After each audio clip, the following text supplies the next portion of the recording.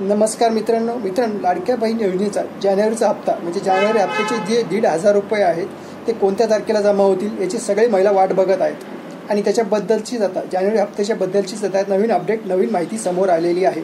आणि ही जी माहिती दिलेली आहे ती मंत्री आदितीताई तटकरे यांनी स्वतः दिलेली आहे। त्यांनी याबद्दलची अपडेट देताना, माहिती देताना सांगितलं की जे जानेवारी हप्त्यासाठी जो निधी लागतो तो 3,500 करोड रुपये इतका निधी, 3,500 करोड रुपये इतका निधी हा महिला व बालविकास विभाग जे आहे त्या विभागाकडे तो निधी जमा झालेला आहे। आणि हा निधी जमा झाल्यामुळे आता त्याची जी तारीख आहे ती सुद्धा त्यांनी सांगून टाकली। त्याच्यामुळे त्यांनी सांगितल्याप्रमाणे 26 जानेवारीला जानेवारीचा जो हप्ता असणार आहे तो सगळ्या महिलांच्या खात्यांमध्ये जमा होणार आहे।